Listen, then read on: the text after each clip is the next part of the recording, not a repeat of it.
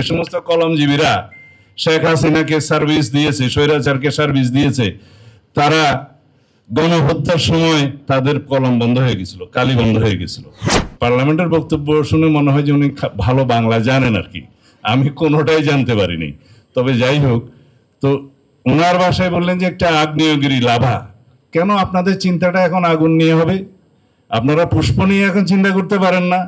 পাথরের বাগানে পুষ্প ফোটানোর চিন্তা করতে পারেন না? আপনারা কি বলে যে দেয়ারে, আমি বলেন এটা আবার হয়ে যায়, যাই হোক, দেয়ারে ইশক মে আপনা মোকাম পয়দা কর, যেটা আছে আর কি, যে প্রেমের রাজ্যে আপনারা আপনাদের ভুবন বাড়ি তৈরি করবেন, আপনারা সকাল সন্ধ্যা নতুন জমানা নতুন সকাল পয়দা করবেন।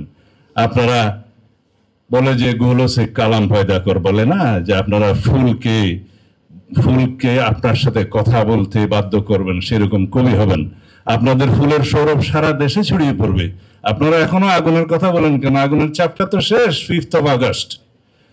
এখন আপনারা বয়ান দিবেন ফুলের সৌরভ, গণতন্ত্রের সৌরভ, মানুষের অধিকারের সৌরভ যেন আমরা সারা দেশে ছড়িয়ে দিতে পারি, সেই বয়ান নিয়ে আসবেন। যে সমস্ত কলম, আমি এখন বললে তো অন্যরকম, যে সমস্ত কলমজীবীরা শেখ হাসিনাকে সার্ভিস দিয়েছে, স্বৈরাচারকে সার্ভিস দিয়েছে, তারা গণহত্যার সময় তাদের কলম বন্ধ হয়ে গেছিল, কালি বন্ধ হয়ে গেছিল।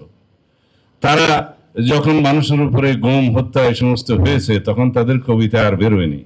সেই রকম একটি শ্রেণী বাংলাদেশে পয়দা হয়েছিল। তাদের বিরুদ্ধে আপনারা ওই আগ্নেয়গিরির লাভাটা পয়দা করবেন আর জনগণের উদ্দেশ্যে ফুলের সৌরভ দেবেন গণতন্ত্রের জন্য।